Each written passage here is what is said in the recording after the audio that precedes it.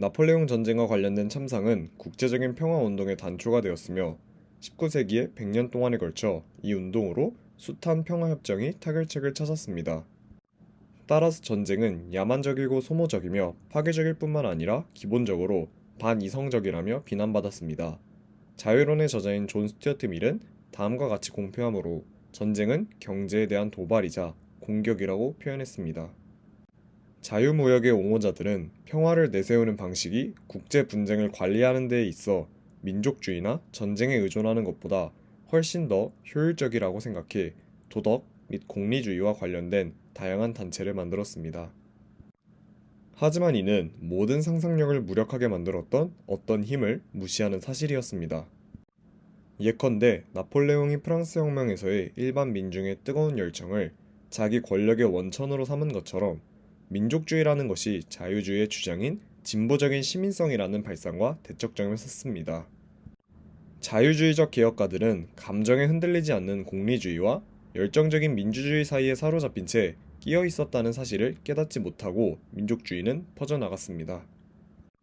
이번 영상에서는 대중군대가 진정으로 이 군대의 우두머리인 장군의 통제를 받아야 할 것인지 이의를 제기했던 러시아 작가 레오 톨스토이 백작과 명령의 가능성과 한계를 심층적으로 탐구한 독일 장군 헬무트 폰 몰트케라는 자유주의자는 아니었지만 전혀 다른 개성을 가졌던 두 사람이 전쟁과 정치의 이 쟁점을 어떻게 바라보았는지 설명할 예정입니다. 크림 전쟁은 장교 신분으로 파견되었던 귀족 가문의 청년 레오 톨스토이에게 엄청난 인상을 심어주었습니다.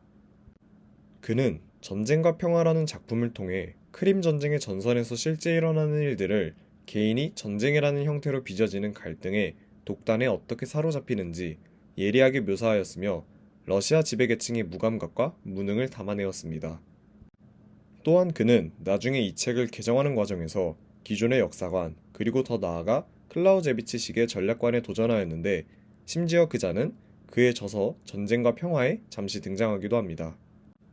책에 등장했던 부분을 잠깐 소개하기에 앞서 안드레이 블론스키 왕자를 알아야 하는데 이 등장인물은 톨스토이의 관점을 대표하는 인물입니다. 이 인물은 우연히 두 독일인 볼초케 부관과 클라우제비치가 나누는 대화를 엿듣게 되는데 두 독일인 가운데 한 사람이 전쟁은 더 넓게 확대되어야 해 라고 말하자 다른 사람이 동의하면서 전쟁의 유일한 목적은 적을 약화시키는 것이며 이 과정에서 사적인 개인들이 목숨을 잃는 일 따위는 당연히 고려할 필요가 없죠 라며 맞장구를 치는 장면이 있습니다. 이 대화를 들은 뒤에 안드레이는 전쟁이 확대된다면 자기 가족이 살고 있는 곳까지 전쟁이 퍼지기 때문에 다음과 같이 두 사람을 경멸하는 판단을 내리게 됩니다. 두 독일인의 이론은 달걀 껍질만큼의 가치도 없다는 게 안드레이의 판단이자 톨스토이의 판단이었습니다. 톨스토이는 역사를 잘 이해한다고 자부하는 역사가들 뿐만 아니라 자기들이 모든 사건들을 통제한다는 허황한 생각을 가진 정치 지도자들의 자부심을 경멸하고 증오했습니다. 그의 이러한 정치적인 영향은 19세기 나머지 기간 동안 널리 퍼져나갔으며 비폭력적인 전략의 개발을 자극했습니다.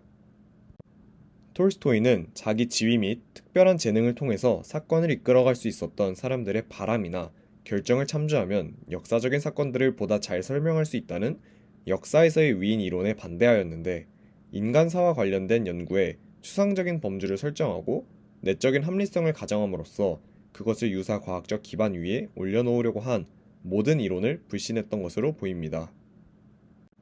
그는 지위는 높지만 결국에 가서는 뭔가 착각해서 잘못 알고 있었음이 드러나는 인물들, 자기가 내리는 판단이 상당히 중요한 의미를 담고 있다는 허황된 믿음을 가지고 있는 인물들보다는 개별적인 사람들이 개별적으로 각자 가지고 있는 의지의 합을 강조했습니다. 그는 사람에게 그 자체로 자유로운 개인의 개별적인 삶과 무리로서의 삶이 동시에 존재한다는 이중성을 보았습니다. 여기서 무리로서의 삶은 자기 앞에 놓인 법에 필연적으로 복종하며 살아가는 그리고 자기 자신을 의식하면서도 또한 동시에 역사적이고 우주적인 인간의 목적을 달성하는 과정에서 무의식적인 도구로서의 자신을 의식하는 삶입니다. 톨스토이는 인간은 전체적으로 볼 때 어떤 먼 경로를 따른다는 신념을 가지고서 독립적으로 행동하고 선택하는 각 개인들이 가지고 있는 능력을 조화롭게 조정하고자 하는 사람들의 진영에 합류하고 이런 조정의 어떤 지점에서는 각 개인의 개별적인 가능성들을 전체적인 가능성에 압도될 것이라고 생각했습니다. 하지만 이 명제가 완벽한 참이 되지 못하는 이유는 정치 무대에서 주도적인 역할을 하는 배우들이 실질적인 결과를 이끌어냈기 때문입니다. 역사가 유사과학이 될 수 없음을 인정한다고 해서 반드시 체계적인 사상과 개념화의 가능성을 요구하지는 않습니다. 전략이라는 새로운 과학에 대해서 톨스토이가 경멸을 드러낸 것은 실제 현장에서 일어나는 어떤 사건에 앞서는 명령이 그 사건을 유발한다는 잘못된 발상에 대한 경계이자 경고였습니다. 전쟁에 있어 명령은 잘못 해석될 수 있고 정보는 불완전할 수 있으며 애초에 작전 계획은 수정될 수 있고 때로는 대체될 수도 있기 때문에 전쟁에 과학이라는 것은 없으며 또 있을 수도 없고 그러므로 군사적인 천재라는 것은 있을 수도 없다는 것이 그의 결론이었습니다. 따라서 톨스토이의 경우 전투 현장에서 전개되는 여러 가능성에 대한 즉각적인 주의력이 미리 계획을 세우는 것보다 더 가치가 있을 것이라고 봤습니다. 즉, 여러 선택에서는 본질적인 모순이 존재한다는 점입니다. 톨스토이의 전쟁과 평화에서는 전략이 한계를 가진다고 표현했지만 1870년에 발발한 보불 전쟁에서 두드러진 모습을 보여준 헬무트 카를 베른하르트 폰 몰트케는 전략이 한계를 가지기는 하지만 필요하다고 표현했습니다. 그는 클라우제비츠의 굉장한 추종자였는데 결정적인 두 가지 점에서 클라우제비츠와 나폴레옹이라는 모델을 넘어섰습니다. 첫 번째 점은 19세기가 시작되던 무렵에 비해 1860년대의 군대는 도로망이 개선되고 철도가 부설되었기 때문에 훨씬 많은 것을 할 수 있게 되었습니다. 몰트케는 이러한 과학기술의 발달이 가지고 있는 병참 관련 가능성을 민감하게 받아들여서 대규모 부대를 이동시킬 때 전쟁이 교착 상황에 빠질 수 있음도 인식했습니다. 두 번째 요소는 전쟁은 정치의 연속이라는 클라우제비츠의 주장을 자기 것으로 소화했다는 점입니다. 그는 정치적인 목적과 군사적인 수단 사이에 불확실한 접합을 인식했으며 국지전의 가능성과 동맹인 가치에 대해서도 고민하였습니다. 그는 클라우제비츠처럼 전쟁의 목적이 무력으로 정부의 정책을 수행하는 것이라고 믿었지만 정치인들은 전쟁에서 현실적으로 얻을 수 있는 것보다 더 많은 것을 전쟁에 요구한다고 불평했습니다. 하지만 이 두 부문은 서로 독립적으로 제대로 기능할 수 없습니다. 하나는 목적을 설정하고 하나는 수단을 제공하기 때문입니다.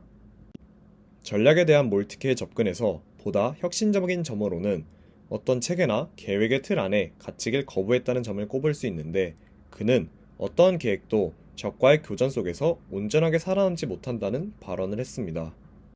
그는 보편적인 일반성과 고정된 가르침을 혐오했으며 그에게 있어서 전략은 자유롭고 실천적이며 예술적인 활동이었고 또 즉각적인 임시 방편의 체계였습니다. 따라서 전략을 선택할 때는 상식을 기반으로 해야 한다고 했습니다. 몰트케는 전략적 과제는 적군의 병력을 될 수 있으면 많이 파괴하는 것이라고 바라보았지만 실천적으로 결코 쉬운 일이 아니었기에 그의 전투 준비는 지나치도록 꼼꼼했으며 전투가 끝나고 나면 다시 전략을 생각하기 시작해서 전략이 작동하도록 했습니다. 이른바 전략적 포위로 묘사되는 몰트케의 접근법은 적에 비해서 우월한 병력을 적보다 빠르게 집중하는 것으로 이것은 나중에 독일 전략의 특징으로 자리 잡습니다. 그는 수적 우위의 중요성을 조금도 의심하지 않았습니다. 몰트케가 지휘관으로서 수행했던 가장 근본적인 혁신은 당시의 군사 교본에 어긋나는 것이었는데 이른바 행군은 따로 하되 공격할 때는 합친다는 방식이었습니다. 물론 여기에는 여러 위험 부담이 따랐지만 덕분에 공격의 시기가 올 때까지 여러 개의 선택권을 가질 수 있다는 장점이 있습니다. 하지만 공간과 시간이라는 두 변수를 계산할 수는 있어도 인간사의 운이나 우연성이라고 부를 수 있는 모든 것에 의존해서 의사결정을 내려야 하는 다른 분야의 변수들은 계산할 수 없기에 그의 계획은 항상 전망이 보장되는 것은 아니었습니다.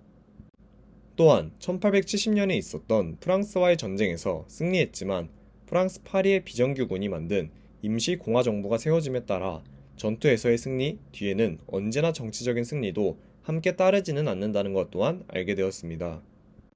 따라서 몰트케도 전쟁의 목적은 정책에 의해서 결정된다고 인정했습니다. 하지만 일단 전투가 시작되면 군대는 정책과 상관없이 자유롭게 운신할 수 있도록 해야 한다고 주장했으며 전략은 반드시 정책으로부터 온전하게 독립해야 한다고 주장했습니다. 이후 그는 국왕에게서 넘겨받은 군사명령 권한을 강조하면서 최고사령관이 그 어떤 정치적인 고려나 간섭을 받지 않아야 한다는 작전적 수준이라는 개념을 제시하였습니다. 이번 영상에서는 톨스토이와 몰트케 두 인물을 통해 전략이 가지는 한계점과 이를 보완할 수 있는 방안에 대해 알아보았고, 전쟁과 정책, 평화의 관계에 대해 알아보았습니다. 이상으로 3조 발표 마치도록 하겠습니다. 감사합니다.